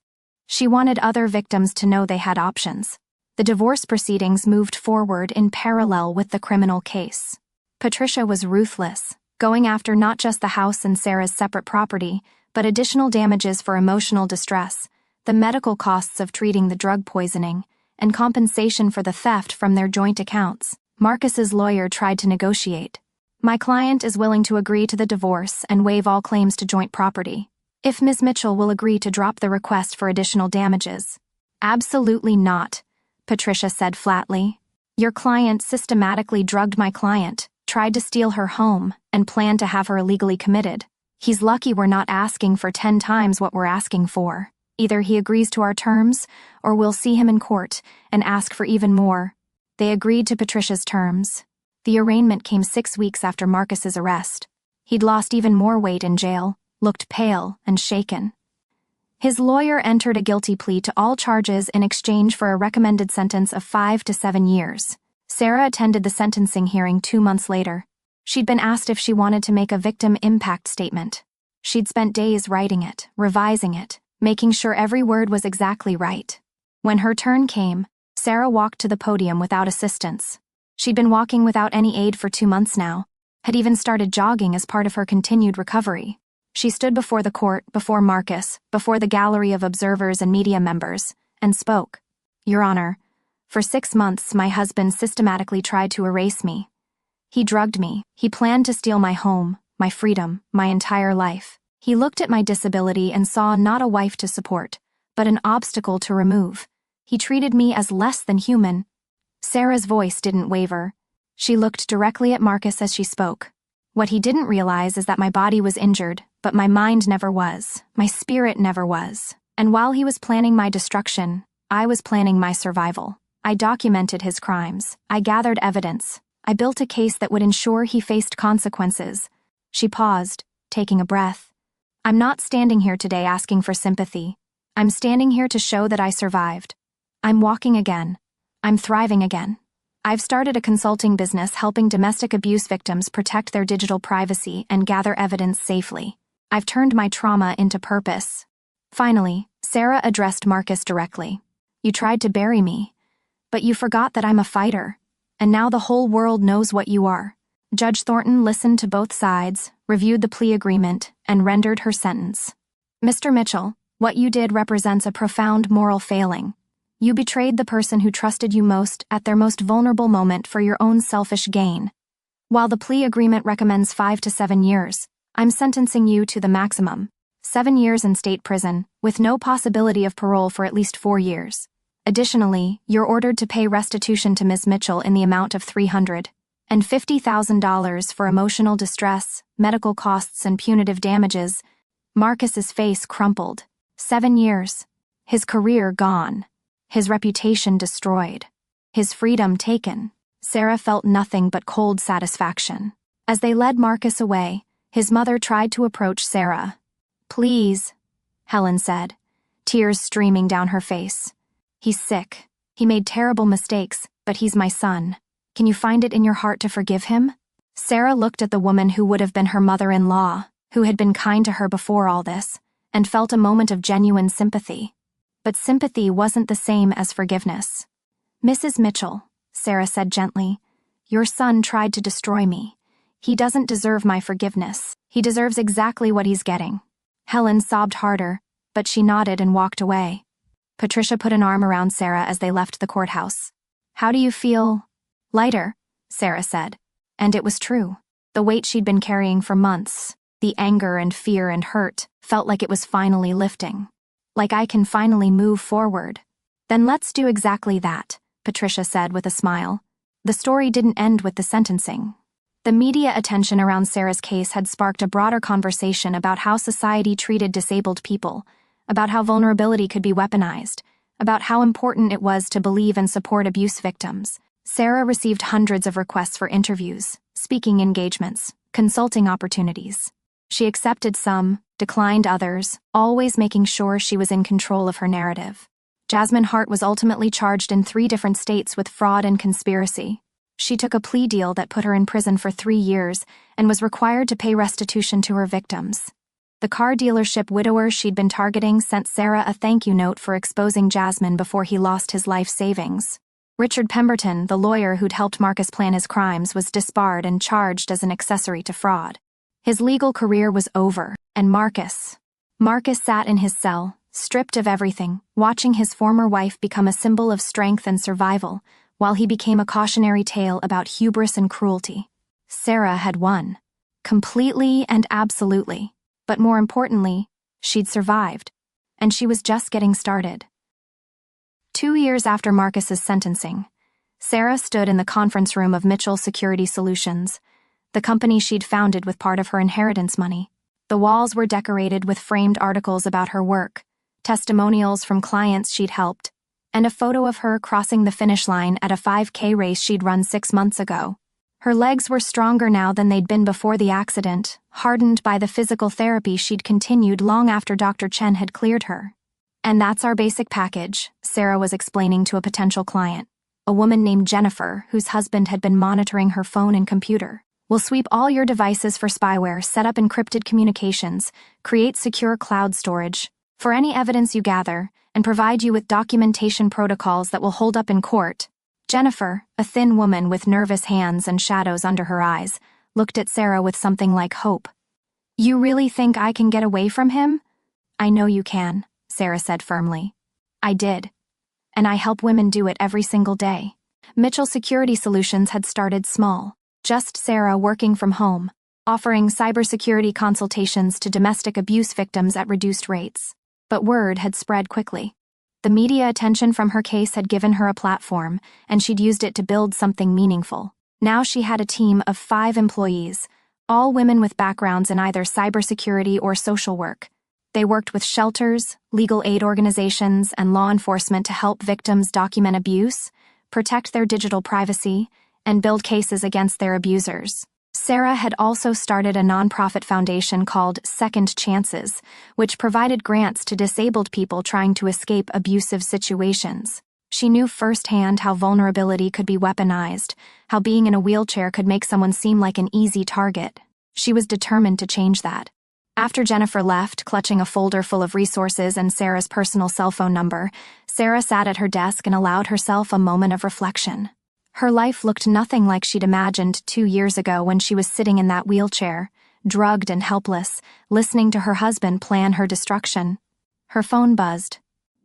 A text from David Chen, the physical therapist who'd taken over her case when Dr. Chen retired. They'd been dating for 8 months now, taking things slowly, building trust brick by brick. David had known her at her worst and loved her strength. Not despite her vulnerability, but because of how she'd transformed it into power. "Dinner tonight?" "I'm cooking," the text read. Sarah smiled and typed back, Can't wait. See you at 7. She'd learned to trust again, slowly. David was patient, kind, never pushed her boundaries. He'd been there when she'd had nightmares about Marcus, when she'd broken down crying on the anniversary of her accident, when she'd struggled with the PTSD that came from months of being systematically poisoned and gaslit. But he'd also been there for the victories. The day she'd run her first mile post-accident. The day she'd signed the lease on her office space. The day a jury had convicted another abuser based on evidence Sarah's team had helped collect. There was a knock on her office door. Emma, Sarah's sister, poked her head in. Hey, you got a minute? Always. What's up? Emma came in and closed the door, her expression serious. I got a call from the prison. Marcus is up for a parole hearing next month. Sarah's stomach tightened, but not with fear, with resolve. Okay. I'll submit a statement opposing his release. You don't have to do this alone, Emma said. I'll come with you if you want to testify in person. Sarah considered it.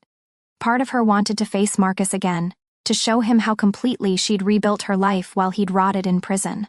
But another part of her, the wiser part, knew she didn't need to prove anything to him anymore. I'll submit a written statement, Sarah decided. He doesn't deserve any more of my time. The statement Sarah submitted was clear and unemotional. Marcus Mitchell demonstrated through his actions that he is a danger to vulnerable people. He has shown no genuine remorse, only regret at being caught. His release after serving less than 3 years of a 7-year sentence would be a miscarriage of justice. I strongly oppose his parole. The parole board agreed. Marcus would serve his full sentence. Sarah received the news in her office, surrounded by her team. They'd become more than employees. They were sisters in arms, women who understood trauma and survival and the long road to healing. He's staying in prison, Sarah announced, and the room erupted in cheers. That evening, Sarah met David at his apartment. He'd cooked her favorite meal, had candles lit, soft music playing. They ate on his balcony, watching the sun set over the city. How are you feeling? David asked, reaching across the table to take her hand. About the parole decision? Relieved, Sarah admitted. But also, done. I don't want Marcus to take up any more space in my life. I want to focus on the future, not the past. David smiled. What does your future look like? Sarah thought about it. I want to expand the business, open offices in other cities, maybe write a book about what happened, how I survived to help other people. I want to keep running, keep getting stronger, and I want... She paused, meeting his eyes. I want to be happy, really, truly happy. Not just surviving, but thriving. You are thriving, David said gently. You're one of the strongest people I've ever met. I didn't used to be, Sarah said. The accident, what Marcus did, it broke me for a while, but I rebuilt myself into something better, something unbreakable. Later that night, Sarah sat at her laptop and opened a new document. She'd been thinking about writing her story for months, but hadn't felt ready. Now, with Marcus's parole denied and her business thriving, she felt the time was right. She titled the document, "The Wheelchair Wasn't My Prison, A Survivor's Guide to Fighting Back," and began to type.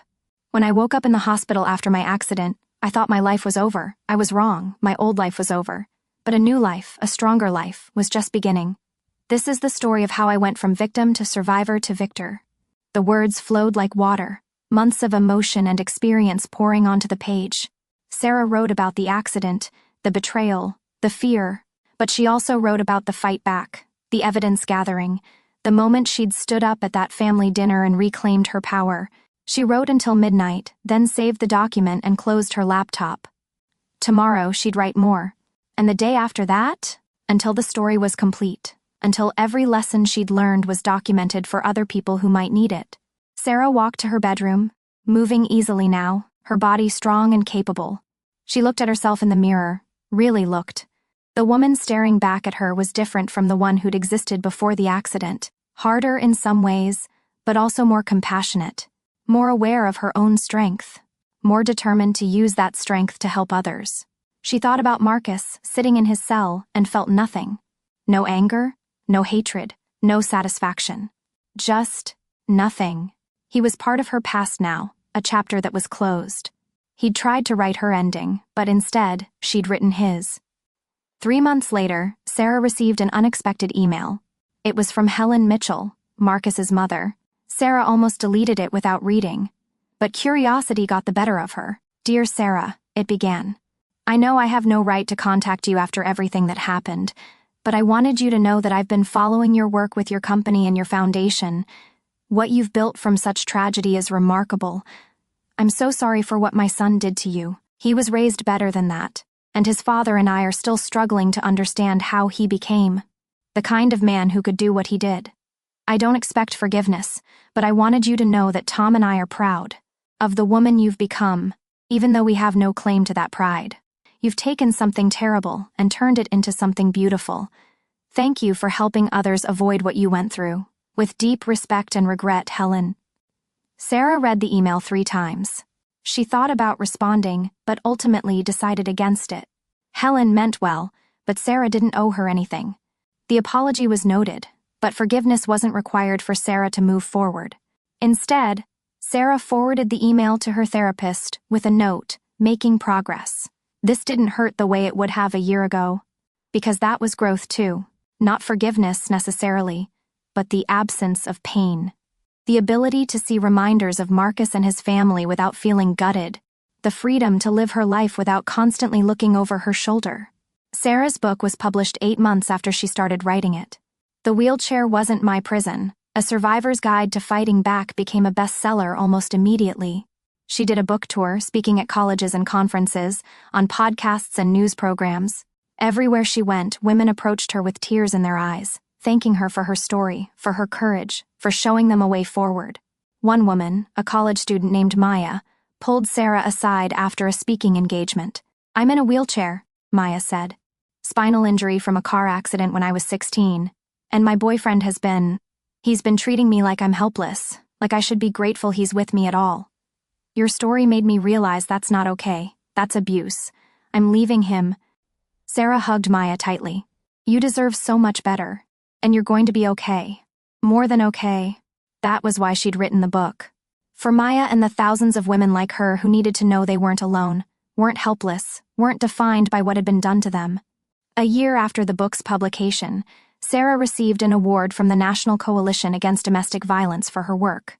She accepted it in a room full of advocates, survivors, and allies, wearing a dress that made her feel powerful and beautiful. "I didn't ask to become an advocate," Sarah said in her acceptance speech. "I didn't ask for any of what happened to me, but I'm grateful for where I am now.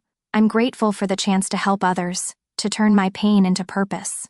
If my story can help even one person escape abuse, document evidence, fight back, then everything I went through was worth it." The standing ovation lasted 3 minutes. After the ceremony, Sarah's phone rang. It was Patricia, her lawyer and now close friend. "Have you seen the news?" "No. What's happened?" "Richard Pemberton was arrested again. Turns out he'd been practicing law under a fake name in another state after his disbarment. He was helping another man try to exploit his disabled wife. They caught him because the wife recognized him from articles about your case." Sarah felt a surge of grim satisfaction. "Good. He deserves to rot in prison too." "There's more," Patricia said. "The wife is citing your book in her court filings, your methodology for gathering evidence. You're literally changing how these cases are prosecuted, Sarah." That night, Sarah sat on her balcony with a glass of wine, David beside her, and looked out at the city lights. Her city, her life, her future, built from the ashes of everything Marcus had tried to destroy. "What are you thinking about?" David asked, his arm around her shoulders. "How different everything is now," Sarah said. 2 years ago I was drugged, trapped, helpless, or at least I thought I was helpless. Now I have a company, a foundation, a book, a voice. I'm helping people. I'm making a difference." "You're changing lives," David corrected gently. "Including mine." Sarah leaned into him, feeling safe and loved in a way she'd thought she'd never experience again after Marcus. "You know what the best revenge turned out to be?" "What?" "Not the prison sentence or the public humiliation or any of that. The best revenge was building a life so amazing that Marcus became completely irrelevant to it. He tried to erase me, but instead, I erased him from my story. He's just a footnote now, a lesson learned. But I'm the author of my own life, and the story I'm writing is beautiful." David kissed her temple. "It really is." Sarah thought about Marcus sometimes. usually when she was helping a new client or speaking at an event. She wondered if he knew what she'd built, if he understood the magnitude of his failure. He'd tried to destroy her and instead had created something he could never have imagined, a woman who was truly, completely, unbreakably strong. The wheelchair had never been her prison. It had been his trap. And Sarah Mitchell had turned that trap into a triumph. Years later, when people asked Sarah about her experience, about how she'd survived and thrived after such profound betrayal, she always said the same thing: the wheelchair was never my prison. My injury was never my weakness. And the man who tried to destroy me only made me discover how truly strong I was. He thought he was writing my ending. Instead, he gave me the beginning of something beautiful. Marcus Mitchell had tried to erase Sarah from existence. Instead, she'd erased him from relevance and built a life, a business, a foundation, and a legacy that would help thousands of people for years to come. 5 years after Marcus's sentencing, on a crisp October morning, Sarah went for her usual run. 5 miles now, her legs strong and sure beneath her. As she ran, she thought about the journey from that hospital bed to this moment. Every painful step in physical therapy. Every night of fear and drugged confusion. Every moment of gathering evidence and building her case. Every second of standing up to Marcus and watching his world collapse. It had all led here. To this moment. To this life. To this version of herself that was harder and softer all at once. Scarred but unbroken, damaged but whole. Sarah finished her run and stood on the trail, breathing hard, feeling alive in every cell of her body. The sun was rising, painting the sky in shades of pink and gold, and Sarah felt something she hadn't felt in years. Pure, uncomplicated joy. She pulled out her phone and took a selfie, sweaty, smiling, radiant with life and strength. She posted it to her social media with a caption, 5 miles this morning. 2 years ago, I couldn't walk at all. 1 year ago, I could barely make it around the block. Today, I ran 5 miles and felt like I could run forever. Recovery isn't linear, healing isn't quick, but it's possible. To everyone fighting their own battles, keep going. You're stronger than you know. The post got thousands of likes and comments within an hour. Stories from other survivors. Messages of support. Thank yous from women who'd used Sarah's methods to escape their own abusers. Sarah read through them, tears in her eyes, and felt the weight of responsibility and purpose settle on her shoulders. This was her calling now. Not just survival, but showing others the way to survive. That evening, Sarah attended a support group she'd started for disabled abuse survivors. 10 women sat in a circle, sharing their stories, their fears, their victories. Sarah listened to each one, offered advice, connected them with resources, reminded them of their own strength. I feel so helpless, one woman said, her voice breaking. I'm in this chair and he knows it. He knows I can't just leave. I can't drive.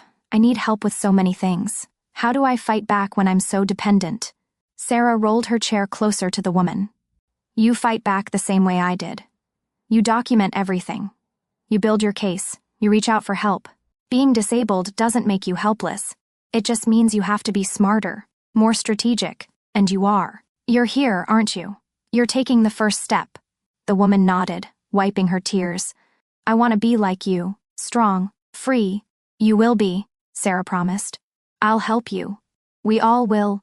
She gestured to the circle of women, all nodding their agreement. That's what we're here for. To help each other survive and thrive. After the meeting, Sarah stayed late helping the woman, whose name was Teresa, set up encrypted email and cloud storage.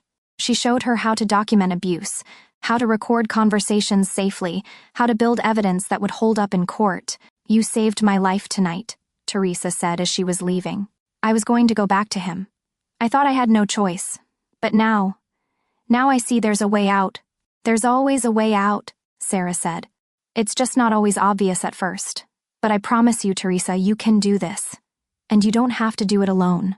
Driving home that night, Sarah thought about the woman she'd been before the accident. Successful, confident, but also naive. She'd thought bad things happened to other people, that her life was secure, that the people she loved would never hurt her. She'd been wrong about all of that. But she'd also discovered depths of strength she'd never known she possessed. The accident and Marcus's betrayal had broken her, yes, but they'd also forged her into something new. Something unbreakable. Sarah pulled into her driveway and sat for a moment, looking at her house. Her grandmother's house, the one Marcus had tried to steal. It was full of new memories now. Good memories, dinner parties with friends, late nights working on her book, mornings with David making breakfast. The ghosts of Marcus and his betrayal had been exorcised, replaced with light and laughter and love. Inside, Sarah made herself tea and settled onto her couch with her laptop. She was working on a second book now, this one focused specifically on cybersecurity for abuse victims. Technical, detailed, designed to be a resource for people trying to protect themselves digitally. As she wrote, her phone buzzed with a notification. An email from the publisher. Your book just hit the New York Times bestseller list for the 10th consecutive week. Congratulations, Sarah. You're changing the world. Sarah smiled. Not because of the bestseller status, though that was nice, but because of what it represented. Every book sold was another person learning how to protect themselves, how to fight back, how to survive. Marcus had tried to write her ending. Instead, she'd written a new beginning, not just for herself, but for thousands of women who needed to know they could fight back, could survive, could thrive. The wheelchair had never been her prison. Her injury had never defined her. Marcus's betrayal had never broken her. She'd taken all of it, every painful moment, and transformed it into power, into purpose, into a life worth living. Sarah Mitchell had been a victim. Then she'd been a survivor. Now she was a warrior, fighting not just for herself, but for everyone who'd ever been betrayed, abused, underestimated. And she was winning. Every single day she was winning. As Sarah closed her laptop and headed to bed, she thought about the journey from that hospital bed to this moment. It had been long and painful and difficult. But she'd made it. She'd survived. She'd thrived. And the best part? Her story was still being written. New chapters every day. Adventures with David. Growth in her business. More women helped. More lives saved. More proof that strength came in many forms, and that being knocked down didn't mean staying down. On a sunny Saturday afternoon, 5 years after Marcus had been sentenced, Sarah stood in front of a crowd of 200 people at the grand opening of the Mitchell Foundation Center, a state-of-the-art facility offering free legal aid, cybersecurity services, and counseling to abuse survivors. The building was beautiful, modern and accessible, with ramps and elevators and technology that made it easy for people with all kinds of disabilities to navigate.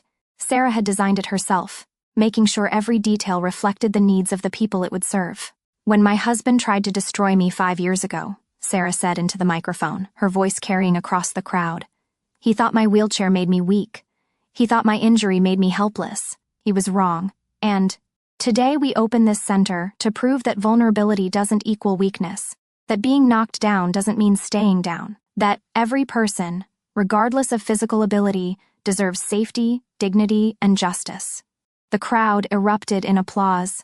Sarah looked out at the faces, survivors she'd helped, volunteers from her company, her father and sister in the front row, David standing beside them with tears in his eyes. This was her legacy. This was what she'd built from the ashes of Marcus's betrayal. After the ceremony, as people toured the facility, Emma pulled Sarah aside. I have something to tell you. I didn't want to say anything before your big day, but Marcus was released from prison yesterday. Sarah felt a momentary flutter in her chest, but it wasn't fear. It was just awareness. Okay. Did he try to contact me? No. And he can't. The restraining order is still in effect. But I thought you should know. Sarah nodded. Thank you for telling me. But Emma? He doesn't matter anymore. Look at all this. She gestured at the center, at the people streaming through, at the life she'd built. He tried to bury me, but he only made me stronger. Whatever he does with his life now is his problem. I'm done giving him space in my head. That night, David proposed. He did it simply at home, with no grand gestures or elaborate plans. Just the two of them on the couch, her head on his shoulder and his quiet voice saying, Sarah Mitchell, you're the strongest, bravest, most incredible person I've ever known. Will you marry me? Sarah looked at the ring, then at David's face, and felt a rush of emotion so powerful it took her breath away. Not fear or hesitation or trauma, just pure, clean joy. Yes, she said. Yes, absolutely yes. They were married 6 months later in her grandmother's garden, surrounded by the people who'd supported Sarah through her darkest days and celebrated her brightest moments. Sarah wore a dress her grandmother would have loved and walked down the aisle on her own 2 feet, strong and steady and free. As she said her vows, Sarah thought briefly about Marcus, wondering if he knew about this moment, if he understood how completely he'd failed to break her. But the thought was fleeting, unimportant. This day wasn't about him. It was about her and David, about love that was built on trust and respect and true partnership. Marcus Mitchell had been a chapter in Sarah's story. But he wasn't the story itself. The story was about a woman who'd been knocked down and chose to get back up, who'd been betrayed and chose to fight back, who'd been told she was helpless and proved everyone wrong. The story was about Sarah Mitchell, survivor, warrior, advocate, wife, and testament to the unbreakable strength of the human spirit. And unlike the ending Marcus had tried to write for her, Sarah's story was just beginning. Years later, when people asked Sarah about her experience, about how she'd survived and thrived after such profound betrayal, she always said the same thing: the wheelchair was never my prison. My injury was never my weakness. And the man who tried to destroy me only made me discover how truly strong I was. He thought he was writing my ending. Instead, he gave me the beginning of something beautiful. Marcus Mitchell had tried to erase Sarah from existence. Instead, she'd erased him from relevance and built a life, a business, a foundation, and a legacy that would help thousands of people for years to come. The wheelchair hadn't been her prison. It had been his trap. And Sarah Mitchell had turned that trap into a triumph. 7 years after the accident, Sarah sat in her home office, now a bright space filled with awards, photos of people she'd helped, and mementos from speaking engagements around the country. She was video chatting with a woman in California who'd just escaped an abusive situation using the exact methods Sarah had outlined in her book. "I can't thank you enough," the woman said, tears streaming down her face. "I thought I was trapped forever, but you showed me I wasn't." "You saved yourself," Sarah said gently. "I just gave you the tools. The courage was always yours." After the call ended, Sarah stood and walked to the window, looking out at her garden where she and David had gotten married. They were talking about starting a family now, maybe adopting. The future stretched out before her, full of possibility and promise. Her phone rang. It was a producer from a major streaming service. They wanted to make a documentary about her story, about how she'd escaped Marcus's plot and built an empire helping others. Sarah agreed. Not for herself, but for all the women who still didn't know they could fight back. For everyone who felt helpless and alone. For every person who'd ever been underestimated because of disability or vulnerability. That evening, Sarah and David sat on their porch, watching the sunset paint the sky in brilliant colors. David's hand was warm in hers, steady and reassuring. "I heard from my lawyer today," Sarah said quietly. "Marcus tried to contact me through a third party. Wanted to apologize, ask for forgiveness." David looked at her carefully. "What did you say?" "I said no. I don't owe him my time, my attention, or my forgiveness. He made his choices. He's living with the consequences. And I've moved on. How do you feel about that?" Sarah thought about it. Free. "For the first time in years, I feel completely free of him. He's not my husband, not my enemy, not even a thought in my head most days. He's just nothing. And that's exactly what he deserves to be." David squeezed her hand. "I'm proud of you." "I'm proud of me too," Sarah said with a smile. "I survived something that should have destroyed me. And I didn't just survive.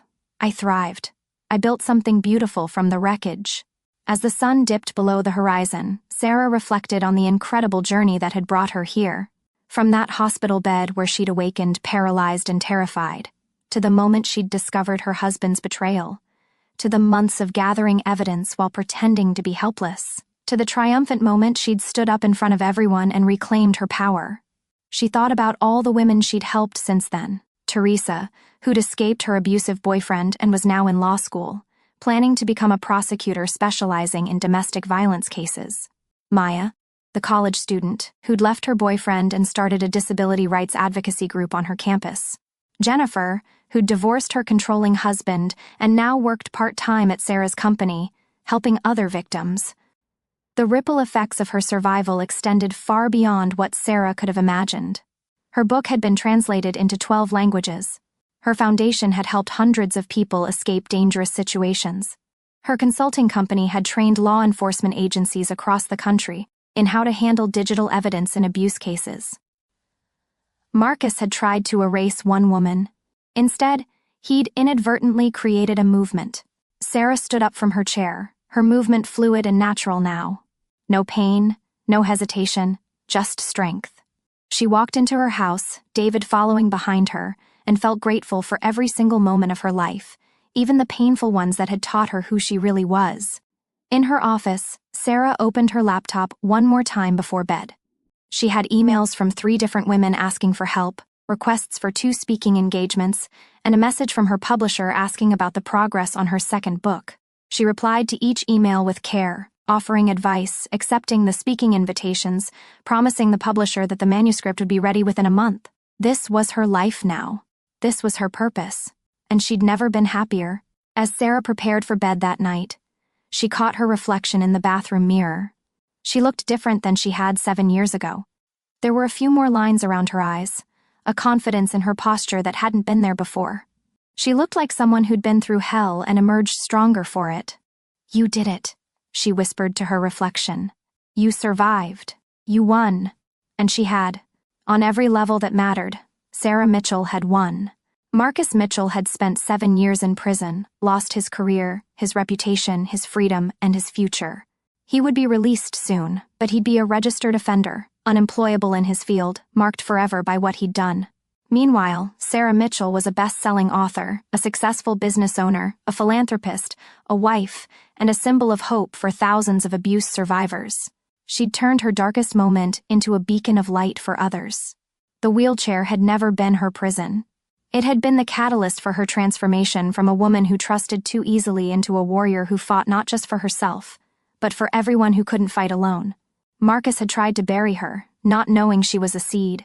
And from that burial, Sarah had grown into something magnificent, a force of nature that nothing and no one could ever destroy again. As Sarah drifted off to sleep that night, safe in her home, beside the man who loved her, surrounded by the life she'd built with her own hands and her unbreakable will, she smiled. She'd survived the unsurvivable. She'd turned betrayal into purpose. She'd transformed pain into power. And she was just getting started. The next morning, Sarah woke early and went for her run. 6 miles now, her body strong and capable. As she ran through the quiet streets of her neighborhood, she thought about everything she still wanted to accomplish. More offices for her company, a scholarship fund for disabled students, a documentary that would reach millions, a family with David, a lifetime of helping others find their own strength. Marcus Mitchell had tried to steal her life. Instead, he'd given her a mission, a purpose, a reason to wake up every morning and fight, not for revenge, but for justice, for healing, for hope. And as Sarah finished her run and stood watching the sunrise, sweat on her brow and strength in her legs and power in her heart, she knew with absolute certainty that she'd won. Not because Marcus was in prison, not because she'd built a successful business, not because her book was a bestseller. She'd won because she was happy, truly, deeply, completely happy. And that happiness, that joy, that peace, that sense of purpose and fulfillment was something Marcus could never take from her. It was something she'd built herself, from the ground up, from the ashes of his betrayal. Sarah Mitchell had been a victim. Then she'd been a survivor. Now she was something more. A testament to the unbreakable strength of the human spirit. A living reminder that being knocked down didn't mean staying down. A beacon of hope for anyone who'd ever felt helpless or broken or lost. The wheelchair hadn't been her prison. Her disability hadn't been her weakness. Marcus's cruelty hadn't been her ending. They'd been her beginning. The forge in which she'd been refined and strengthened and transformed into something unbreakable. And now, standing in the golden light of morning, strong and free and filled with purpose, Sarah Mitchell looked toward the future with hope, determination, and joy. She'd survived. She'd thrived. And her story, the real story, the one she was writing with every day she lived and every person she helped and every life she touched, was still being written, one beautiful chapter at a time. Thank you for watching, Tender Heart. If this story touched you, please like this video and subscribe for more stories.